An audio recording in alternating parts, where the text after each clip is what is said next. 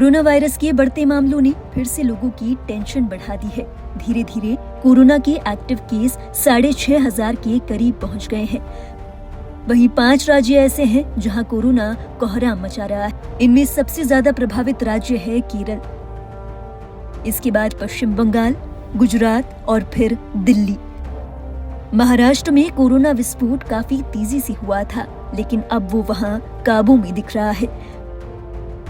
Corona के नए case इसके नए वेरिएंट के हैं। इस समय कोरोना के ओमिक्रॉन वेरिएंट के 4 सब वेरिएंट फैल रहे हैं। हालांकि इन्हें आक्रामक नहीं माना जा रहा, लेकिन इसके फैलने की क्षमता काफी तेज बताई जा रही है। डॉक्टर्स के मुताबिक देश में इस वायरस के संक्रमण को बढ़ावा देने की दर बहुत अधिक है। आइए अब एक नजर डालते हैं कि देश भर में कोरोना के कहां और कितने केस हैं। स्वास्थ्य विभाग एवं परिवार कल्याण मंत्रालय के जो लेटेस्ट आंकड़े जारी किए गए हैं, उनके मुताबिक देश में 9 जून को सुबह 8 बजे कोरोना के टोटल एक्टिव केस 6,491 दर्ज किए गए। लगातार बढ़ते एक्टिव केस को देखते हुए अब ये डर सताने लगा है कि क्या ये कोरोना की नई लहर होगी। देश में कोरोना के सबसे ज्यादा मामले केरल राज्य में सामने आए हैं। यहाँ कोरोना के मरीजों की संख्या तकरीबन 2,000 के करीब पहुंच चुकी है। कुल एक्टिव केस की बात करें तो राज्य भर में कोरोना के कुल मरीज 1,957 हैं। यहाँ कल 7 नए मरीजों की पुष्टि हुई है। Aim right, achieve big. At KR Mangalam University, we provide you the platform to turn your dreams into reality. At KR Mangalam University. Kerala के बाद गुजरात और पश्चिम बंगाल में कोरोना के सबसे ज्यादा एक्टिव केस मिल रहे हैं। गुजरात में 980 तो पश्चिम बंगाल में 747 कोरोना के केस मिले हैं। वहीं देश की राजधानी दिल्ली की बात करें तो यहाँ 728 कोरोना पॉजिटिव मिले हैं। महाराष्ट्र में रविवार को कोरोना के 77 नए केस दर्ज किए गए हैं। इसके बाद यहाँ कुल मरीजों की संख्या 607 हो गई है। कोरोना के बढ़ते मामलों के बीच देश के लिए एक राहत की खबर ये है कि अब तक कोरोना की 624 मरीज ठीक हो चुके हैं। ये जानकारी भी कोरोना की ऑफिशियल वेबसाइट पर साझा की गई है। इनमें से कई मरीजों को अस्पताल से डिस्चार्ज भी मिल गया है। गौरतलब है कोविड-19 के नए वेरिएंट JN.1 से सबसे ज्यादा लोग संक्रमित हो रहे हैं। चलिए अब आपको बताते हैं नए वेरिएंट JN.1 के लक्षण क्या क्या हैं, ताकि आप भी सजग रहें। गर्मी में हल्के से लेकर तेज बुखार होना, गले में खराश, नाक का बंद होना या नाक का बहना, सूखी खांसी का लगातार होना, थकान और बेहद कमजोरी महसूस करना, बुखार के साथ सिर में तेज दर्द, जी मचलाना और हल्का पेट दर्द। हर बार की तरह इस बार भी कोविड से संक्रमित होने के बाद व्यक्ति स्वाद और गंध में बदलाव महसूस करता है। इसके अलावा शरीर में दर्द और मांसपेशियों में खिंचाव भी नए वेरिएंट के लक्षण हैं। ऐसे में लाइव हिंदुस्तान भी आपसे अपील करता है कि मास्क लगाएं, सामाजिक दूरी बनाएं और समय समय पर हाथ धोने जैसे नियमों का पालन करें। अभी अपना टोटल 6 मरीज हैं कोविड पॉजिटिव और 6 स्टेबल हैं। इनकी भी कोई विशेष समस्या नहीं, सभी होम आइसोलेशन में हैं और मैक्सिमम लोगों के साथ ट्रैवलिंग हिस्ट्री है। बल्कि जो 3 डॉक्टर्स मिले थे, 2 PG स्टूडेंट और 1 GR, उनको बस लोकल के, बाकी सब मैक्सिमम लोग बाहर के हैं। सर कल एक पेशेंट आया था बाहर से, उसकी ट्रैक हिस्ट्री कहाँ थी? वो बद्रीनाथ से आए थे। बद्रीनाथ से लौटने का उनको फीवर और एक कफ कोल्ड की कंप्लेंट हुई, तो जाँच कराई तो पॉजिटिव आए। आज हमारी टीम गई है उनके यहाँ, तो उनके पूरे परिवारजनों के भी सैंपल कराए जाएंगे और उनकी पूरी ट्रैवलिंग कॉन्टैक्ट हिस्ट्री ली जाएगी।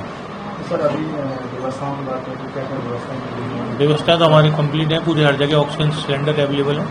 ऑक्सीजन प्लांट का भी हमने मॉक ड्रिल किया था, उसमें जो कमियां थी उसके शासन को लिख दिया था कंपनी से। कंपनी के इंजीनियर आगे देख रहे हैं उसमें जो कमी है उसका सुधार हो रहा है और बाकी सिलेंडर और दवा मेडिसिन की अवेलेबिलिटी पूरी है। सर कोई स्पेशल वार्ड भी बनाए गए हैं? कुछ बेड रिजर्व करके रखे हुए हैं। अभी तक ऐसे पेशेंट नहीं आ रहे हैं कि उनको हॉस्पिटलाइज करना पड़े। अगर इस तरह के और पेशेंट अगर निकल के आते हैं तो और भी बेड का अरेंजमेंट किया जाएगा। अपील यही है कि भीड़ वाले इलाके में ना जाएं, मास्क और सैनिटाइजर का प्रयोग करें और जो भी गाइडलाइन आपने पहले भी फॉलो की है, पहले तो अपन इतनी गंदे फेस से निकले, तो उस चीज़ को थोड़ा प्रिकॉशन लेके चलें। 2 पेशेंट हमारे 7th फ्लोर पे आइसोलेशन वार्ड बना है, उसमें 2 पेशेंट नॉर्मल O2 पे है और पेशेंट की कंडीशन बहुत ही अच्छी नॉर्मल है और एक पेशेंट आईसीयू में एडमिट है, उसकी 65 ईयर एज है।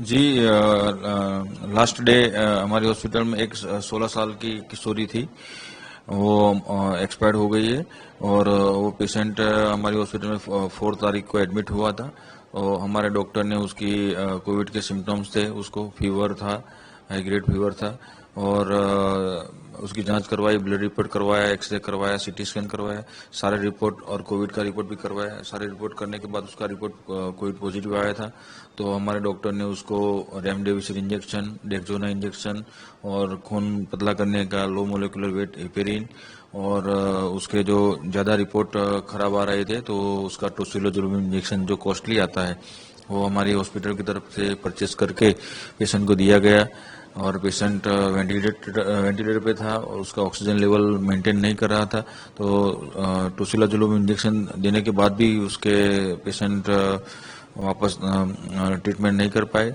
और पेशेंट कल एक्सपायर हो गया। पूरे पिछले 15 दिनों में हम देखेंगे तो 5 या 6 ओवरऑल एडमिशन आए हैं। 2 पेशेंट डिस्चार्ज हुए, अभी मेरे पास 4 दर्दी है और 4 में से 1 मेल 2 फीमेल और 1 बच्चा है। बच्चा भी, उसकी परिस्थिति भी काफी इम्प्रूव हो गई है। बाकी 2 पेशेंट है जिसको ऑक्सीजन की जरूरत नहीं है और एक फीमेल है जिसको ऑक्सीजन की जरूरत है। कहने का मतलब कि इतने सारे केसेस में सिविल हॉस्पिटल में भी इतने दिनों में नंबर ऑफ एडमिशंस इतने हुए नहीं है, वो एक अच्छी बात है। जो बाकी जो वेरिएंट की अभी फिलहाल बात कर रहे हैं वो ओमिक्रॉन फैमिली का ही वेरिएंट है, तो उसके भी माइल्ड सिम्टम के साथ वो प्रेजेंट होता है, जैसे ड्राई कफ है या फीवर है या अपर रेस्पिरेटरी इन्फेक्शन है। तो मेरे कहने का मतलब ऐसा है कि डेफिनेटली अभी फिलहाल कोई चिंता की बात नहीं है, लेकिन जब केसेस बढ़ रहे हैं तो हमारी एक रिस्पॉन्सिबिलिटी है कि हम खूब जवाबदारी से बिहेवियर करें, ध्यान रखें, अपने आप का ध्यान रखें, फैमिली का ध्यान रखें और सरकार जिस हिसाब से गाइडलाइन देती है फिलहाल अभी कोई चिंता की बात नहीं लग रही है। हमको सिर्फ सरकार की तरफ से हमेशा कहा जाता है, आपने भी देखा होगा कुछ दिन पहले ही हमने ऑक्सीजन प्रिपेयर्डनेस की मॉक ड्रिल की। कहने का मतलब है कि सबको अवेयर रखते हैं, सबको प्रिपेयर्ड रखते हैं कि कुछ वजह से या कुछ मान लो ये वेरिएंट कुछ घातक हुआ और एडमिशन बढ़े तो हम उस दिन पे ऐसा नहीं हो कि हमको मालूम नहीं है और उसको लाइटली लिए। तो हम हमारी तरफ से प्रिपेयर्ड है। हमारी फैकल्टीज देखिए, दवाई की व्यवस्था देखिए, ऑक्सीजन की देखिए। आपको भी मालूम है कि सिविल के पास 20,000 लीटर की 2 लिक्विड ऑक्सीजन टैंक फिलहाल अवेलेबल है, ऑक्सीजन जनरेटर प्लांट है, कंसंट्रेटर है। जिस हिसाब से जरूरत पड़े उस हिसाब से वो मोबाइल ऑक्सीजन की बॉटल्स है, तो मेरे हिसाब से उसके बारे में चिंता नहीं करनी है। एक्सपीरियंस डॉक्टर्स है, इंफ्रास्ट्रक्चर अवेलेबल है।